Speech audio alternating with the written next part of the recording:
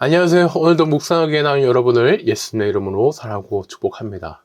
날이 너무 추웠다가 조금 괜찮아졌다가 정신이 없는 상황인 것 같습니다. 그런 날씨 상황에서도 저희가 말씀으로 굳건히 서서 이번 한 주도 잘 지내셨으면 좋겠습니다.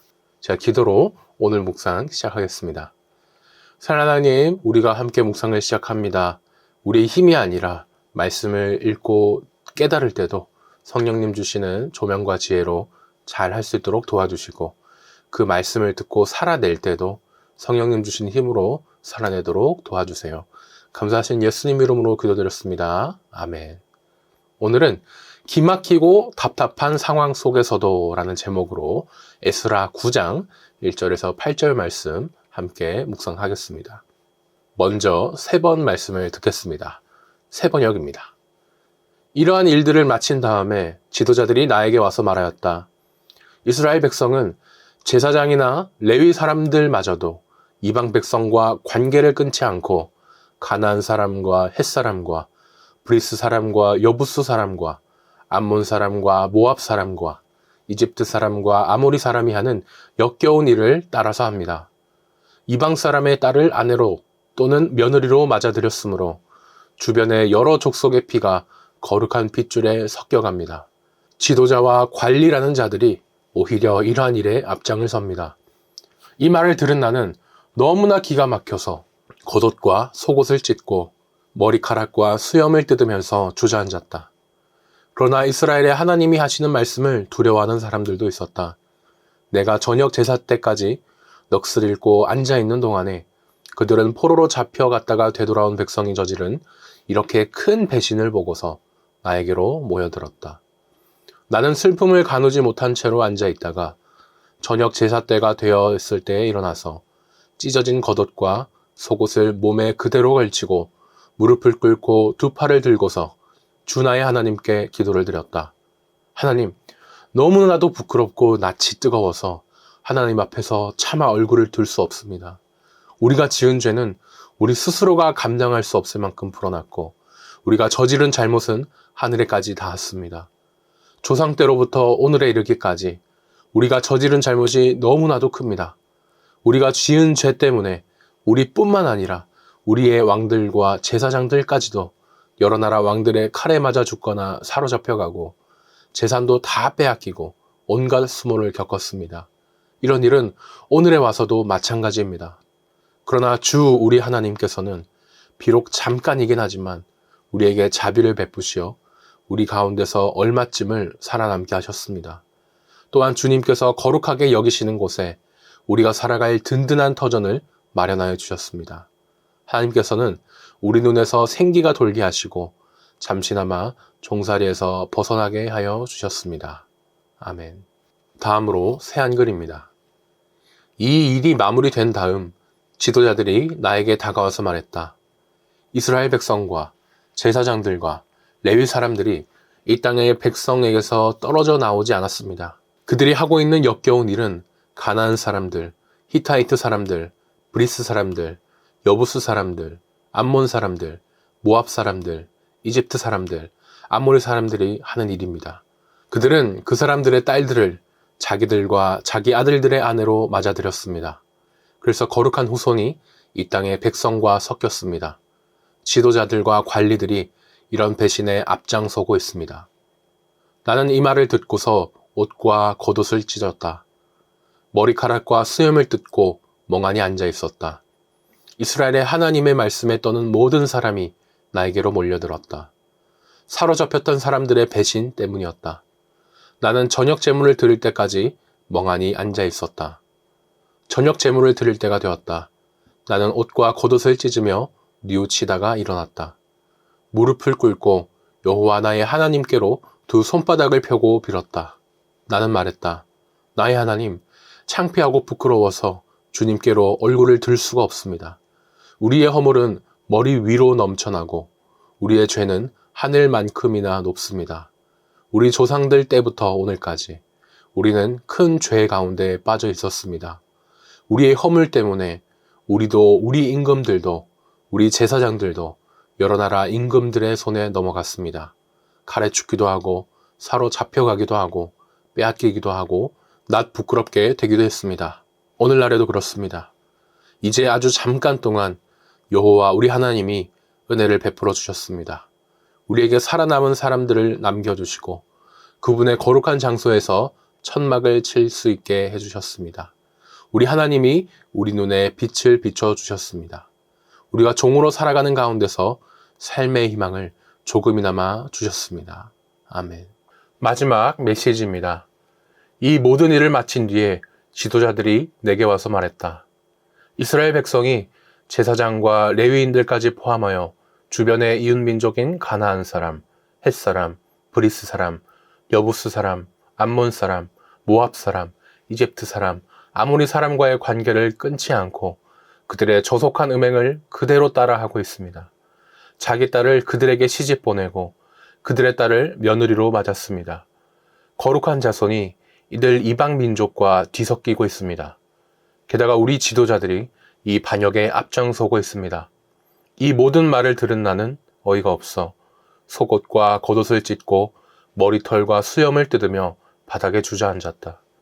그러나 포로 생활에서 돌아온 사람들의 반역에 대해 하나님께서 하신 말씀을 두려워하는 사람들도 많았다. 그들은 넋을 잃고 앉아 저녁 제사를 기다리고 있는 내 주변에 모여들었다. 저녁 제사 때 나는 망연자실하게 있다가 일어났다. 찢겨진 속옷과 겉옷을 입은 채 무릎을 꿇고서 하나님, 내 하나님께 손을 들고 기도했다. 사랑하는 나의 하나님, 한없이 부끄러워 감히 주께 얼굴을 들 수가 없습니다. 오 나의 하나님, 우리의 악은 앞을 내다볼 수 없을 만큼 높이 쌓였고 우리의 죄는 하늘에 닿았습니다. 조상의 때부터 지금까지 우리는 죄의 수렁에 처박혀 있습니다. 우리의 죄 때문에 우리 자신과 우리 왕과 제사장들이 다른 나라 왕들에게 넘겨져 살상과 포로 생활과 약탈과 공개적인 수치를 당했으니 주께서 지금 보시는 바와 같습니다. 이제 잠시나마 하나님, 우리 하나님께서 만신창이가 된 우리 무리를 들어 당신의 거룩한 곳에 든든히 발을 딛게 하신 것은 우리 눈을 밝게 하시고 혹독한 형벌을 감내하는 우리의 짐을 덜어주시기 위해서입니다. 우리가 종의 신분이었으나 하나님께서 우리를 종살이 하도록 내버려 두지 않으셨습니다. 아멘. 네, 지금까지 저희가 3번 말씀을 들었습니다. 저희가 신앙생활을 할 때요, 그 놓여진 상황과 또 내 자신의 모습을 보면서 실망할 때가 많습니다. 아, 예수님이 나의 죄 때문에 십자가에 돌아가 주셨는데 내가 다시는 죄를 안 지어야지, 지으면 안 되겠구나, 그렇게 이제 다짐하고 마음 먹고 나서도 얼마 안 가서 나도 모르게 죄를 지어버리기도 하고 알면서도 지어버리게 하고, 그러면서 그 내 모습을 보고 참 실망하면서 스스로 힘이 빠지게 됩니다. 에스라 9장도 상황이 이랬습니다. 이스라엘 백성들이 이제 바벨론에서 오랜 포로 생활을 마치고 고향으로 돌아왔죠. 아, 이제 새로 시작이야. 모든 것이 회복될 것이고, 가서 성전도 다시 잘 짓고 예배도 드려야지. 이렇게 새로운 희망을 또 다짐하면서 품고 있었습니다. 그런데 그들이요, 또 다시 나쁜 죄에 빠져버립니다. 에스라가 이 모습을 보고요, 정말 기가 막히고 코가 막힙니다. 무슨 죄를 지었길래 그러는가, 그것이 오늘 또 말씀이 나올 텐데요. 그래도 에스라는요, 이렇게 상황이 절망스럽다고 포기하지 않았습니다. 대신 하나님 앞에 엎드려요. 잘못을 고백하면서 다시 회복시켜 주십시오, 이렇게 기도하면서 하나님을 붙잡게 됩니다. 큰 1번입니다. 1절에서 4절까지는 에스라가 백성의 죄로 인해 탄식합니다. 이스라엘 백성과 제사장들과 레위 사람들이 바벨론에서 돌아온 후 어떤 죄를 지었습니까? 1절에서 2절을 보니 하나님을 믿지 않는 바벨론 사람을 아내와 며느리로 받아들였었는데 고향으로 돌아와서도 헤어지지 않았습니다. 사실 요즘 시대에 사는 우리가 보기에는요, 이 성경이 이방인과 결혼하지 말라고 한다, 이 말씀을 보면서 하나님, 그거 좀 믿지 않는 사람이랑 결혼할 수도 있지, 왜 꼭 그거 가지고 그럽니까? 전도하면 될 거 아닙니까? 오히려 전도, 이렇게 생각하실지도 모르겠습니다. 저희가 많이 착각을 하는 것이요, 이제 구약에서도 하나님께서 막 다른 민족 사람과 절대로 결혼하면 안 돼, 이렇게 무조건 막으셨던 건 아닙니다. 이방 여인 룻만 해도 그 피를 통해서 룻기를 보면 다윗이 태어나고 또 나중에 예수님이 태어나시게 되잖아요. 이방인이라 할지라도 하나님을 믿는 사람이라면 나는 이스라엘 공동체 안에 들어오고 싶어 하는 사람이다, 그러면은 함께 와서 거류민으로 이스라엘 공동체 안에 살았고, 사실상 혈통만 다를 뿐이지 신앙이 있는 사람이기 때문에 뭐 아무런 결혼하는데 문제가 없었습니다. 하지만 에스라의 시대는 좀 다르죠. 바벨론에 끌려갔다 오니까 지금 성전도 사라져 있었고, 금방 지은 지 얼마 안 됐고, 이방인을 결혼해서 맞을 이스라엘 백성들이 흔들리지 않아야 이게 딱 신앙을 지키는데, 이스라엘 백성들의 영적 상태도 많이 약해져 있었습니다. 그런 상태에서 이방인과 결혼한다? 그것은 사실 이방인에게 휩쓸리게 되는 것이고, 나는 하나님을 떠날 거야, 그 말과 같게 된 것입니다. 대부분의 이제 이방인과 결혼을 막는 상황이, 그래서 많은 경우 구약에서 이방인과 결혼하는 것에 반대하는 이유가, 결혼하면 나의 배우자를 보니까 하나님 없이도 저렇게 잘 사네? 내가 너무 종교에 미친 좀 이상한 사람인가? 내가 이렇게 열심히 하나님을 믿으면 남편이 싫어하고 아내가 싫어하는데, 괜히 좀 눈치 보게 되고 막 신경 쓰이잖아요. 그 틈을 타고 탁 들어가가지고 이제 마귀가 하나님과 더 멀어지게 하고 또 죄를 짓게 만듭니다. 그래서 이스라엘 백성들은요, 이방인과 결혼하면 안 된다고 이렇게 이제 하나님께서 말씀을 주신 것인데, 오늘 말씀에서는요, 심지어 일반 백성이 아니라 영적 지도자로 또 모범을 보여야 되는 제사장과 레위 사람들도 이방인 사람들과 결혼해 있는 그런 모습을 보게 됩니다. 그러니까 2차 기환으로 이제 에스라가 예루살렘으로 도착해가지고 이 모습을 봐요. 아니, 일반 백성도 그렇게 하면 안 되지만 어찌 영적 지도자라는 사람이 이렇게 이방인과 결혼해 있느냐 놀랍니다. 제사와 예배를 드리려면 매일 정결하게 되어야 되는 사람이 바벨론 사람들이 믿는 우상들과 나쁜 문화까지 그 죄를 이스라엘 안으로 끌어들이는 통로가 또 되어버리고 있잖아요. 하나님과 사람 사이에 이렇게 딱 서 있어야 되는 제사장이 죄로 더럽혀지게 되니까 예배가 제대로 세워지지 않고, 더불어 하나님을 위해 드려져야 되는 사람이 하나님보다 사람을 선택하고야 만 것입니다. 2번입니다. 이 소식을 들은 에스라는 어떻게 반응합니까? 3절을 보니 속옷과 겉옷을 찢고 머리털과 수염을 뜯으며 기가 막혀 앉아만 있었습니다. 우리나라에서 검은 양복에 검은 넥타이를 보면 저분이 오늘 상갑집에 갔다 오셨구나 압니다. 그것처럼 에스라가 속옷과 겉옷을 찢고 자기 머리털과 수염을 쥐어뜯었다, 이것은 정말 슬퍼하면서 어찌할 바 몰라 하고 있구나, 이 사실을 알게 되죠. 고향에서 새로 시작하자며. 그래놓고 하나님의 백성인 우리가 어떻게 다른 민족 여자들과 남자들과 결혼할 수가 있어? 하나님보다 사람을 택하겠다는 거야? 죄 없이 예배드리고 제사 드려야 되는 너희가 하나님을 도대체 얼마나 무시하길래 이런 거야? 그 문제를 정말 심각하게 받아들이고 슬퍼했다는 것을 알 수 있습니다. 뭐 그냥 슬퍼했다 그 정도가 아니죠. 너무나 슬퍼하다 못해 고통스럽고 화가 난다, 그 마음을 누구나 알 수 있게 겉으로 표현한 것이 속옷과 겉옷을 찢고 이제 머리털과 수염을 뜯었던 방식이었습니다. 우리로 치자면은 하늘이 무너지는 듯하게 그 쇼크를 받아서 패닉에 걸린 그런 상황이죠. 얼마나 이게 너무 기가 막히고 코가 막혔는지 저녁 제사를 드릴 시간이 될 때까지 아무것도 못하고 그냥 망연자실하게 앉아 있었습니다. 나눔 1번입니다. 살면서 어떤 문제나 소식을 듣고 에스라처럼 참 기가 막히고 어이가 없고 황당하고 답답한 이런 마음에 눌린 적이 있으십니까? 내가 정말 아무것도 할 수 없다는, 내가 참 아무것도 아니구나 이렇게 느꼈던 그런 무력감을 느끼신 적이 있습니까? 그런 상황에서 우리는 무엇이 필요할까요? 누구를 붙잡아야 될까요? 생각해 보시면 좋겠습니다. 큰 2번입니다. 5절에서 8절을 보니 에스라가 이스라엘 백성들의 죄를 자백합니다. 에스라는 얼굴이 부끄럽고 뜨거워진 이유를 무엇이라고 말합니까?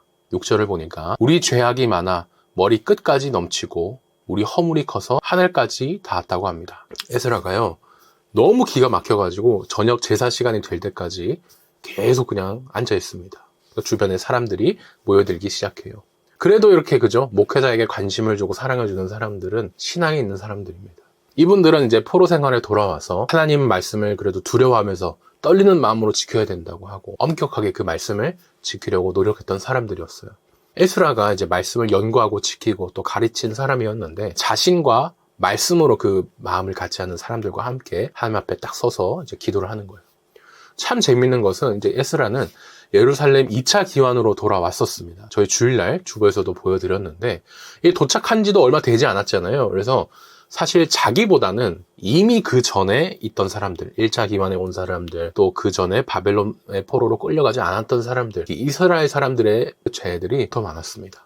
그런데 에스라는요, 이 이스라엘 백성들의 죄를 남의 죄라고 그렇게 말하지 않습니다. 나를 포함해서 우리의 죄라고 하면서 이스라엘 백성들을 대표해가지고 자기 죄처럼 고백을 하고 하나님께 용서를 구해요. 참 대단하다 이렇게 생각이 드는데요. 저희는 여기서 또 더 대단하신 분을 볼 수 있죠. 자신이 지은 죄도 아닌데 남의 죄 때문에 또 우리의 죄 때문에 돌아가 주신 분, 죽기까지 해주신 분, 바로 예수님입니다. 저희는 또 예수님을 더 생각해 보면 좋겠어요. 2번입니다. 하나님은 죄가 심한 유다 백성과 왕들과 제사장들에게 어떤 일을 시행하셨습니까? 7절을 보니 유다 사람들을 여러 나라 왕의 손에 넘깁니다. 칼에 죽고 포로로 잡혀가며 가진 모든 것을 빼앗겨 부끄럽게 하셨습니다. 에스라는요, 지금 그들이 살고 있는 그 세대, 그 사람들만 말하지 않습니다. 더 위로 올라가서요, 우리 조상들 때부터 오늘까지 이 우리의 죄가 너무 심각하다고 그렇게 고백을 하죠. 아주 먼 옛날 조상들이 지었던 죄가 지금 자신들의 죄이기도 하다는 겁니다. 조상들이 죄를 지었기 때문에 나라가 망했고 백성들이 먼 나라에 포로로 끌려갔다 돌아왔죠. 조상들이 겪었던 그 모든 부끄러운 일들을 지금 자신들도 또 반복해서 당하고 있다는 것입니다. 하나님을 떠나서 벌을 받고 하나님께 돌아와서 복을 받는 것이죠. 죄라는 것이 참, 저 사람 한 명의 잘못, 이것으로 끝나는 문제가 절대 아니죠. 죄의 저주, 사슬이라고 하는 이것이 참 너무나 끔찍한데요. 그러기에 우리는 과거, 현재, 미래를 초월하는 그 모든 시대의 죄를 용서해 주시고 없애 주신 예수님을 또 바라볼 수 있겠습니다. 3번입니다. 에스라는 현재 유다 백성의 상태를 어떻게 보고 있습니까? 8절을 보니까 하나님이 잠깐이라도 조금이라도 은혜를 베풀어 주셔서 유다를 성전에 단단히 박힌 못처럼 붙잡아 주셨고 또 오랫동안 지난 종 생활에서 조금이나마 숨을 돌리게 해주셨다, 이렇게 해석을 했습니다. 에스라는요, 이스라엘 백성들이 그렇게 죄를 지어도 하나님 덕분에 긴 포로 생활을 끝내고 드디어 이제 고향 예루살렘으로 돌아올 수 있었다고 고백을 합니다. 당시 에스라는요, 지금 이스라엘 상황을 보면서 참 너무나 슬프고 기가 찼기 때문에 우리가 염치가 있지 완전한 회복은 바랄 수가 없고 하나님께서 아주 잠깐만 은혜를 주셨고 아주 조금만 남겨주셨겠구나, 이렇게 생각을 했어요. 완전한 회복을 꿈도 못 꾼 겁니다. 그런데 동시에요, 또 에스라는 이 박힌 못처럼 붙잡아 주셨다고 합니다. 이 개역 개정 성경에 성전에 박힌 못처럼 자신들을 붙잡아 주셨다고 해요. 이 못, 그냥 건물에 시계 받을 때 막 탕탕탕 그 못이 아니죠. 성전과 같이 큰 건물에 쓰이는 것이기 때문에 대형 텐트를 짓는 것과 같이 정말 튼튼하게 또 고정을 시키고 박일 때 사용을 하게 됩니다. 근데 그 박힌 곳이 어디입니까? 하나님 계신 성전입니다. 정리하자면, 그래도 우리가 그렇게 죄를 짓고 해도 하나님이 우리를 버리지 않으시고 하나님과 함께 또 하나님 옆에 튼튼하게 모처럼 박아서 우리를 단단히 붙잡아 놓으셨다, 이 말인 거예요. 하나님은 믿음을 지키며 남은 사람들을 그 수가 많든지 적든지 자신을 떠나지 않고 남은 사람들, 그 사람들을 절대로 놓지 않고 끝까지 붙잡아 주세요. 물론 또 큰 문제는 있습니다. 바로 이스라엘 백성들의 의심병이 있죠. 우리가 그렇게 많은 죄를 짓고 또 죄를 지었는데 하나님이 우리 끝까지 붙잡아 주실까? 그 믿음이 흔들리기 시작한 거야. 그래서 에스라는 하나님, 제발 우리를 불쌍히 여기고 우리가 이렇게 의심도 많고 하는데 연약합니다. 도와주세요. 우리가 이렇게 약하고 힘이 없어요. 솔직하게 고백하면서 또 기도한 것입니다. 나눔 3번입니다. 에스라가 백성의 죄악 때문에 이 기막히고 답답한 상황 속에서도 하나님께 소망을 두고 부르짖었습니다. 우리도 이렇게 하나님께 소망을 품고 기도해야 할 가정, 사회, 교회의 기도 제목이 있다면 무엇일까요? 생각해 보면 좋겠습니다.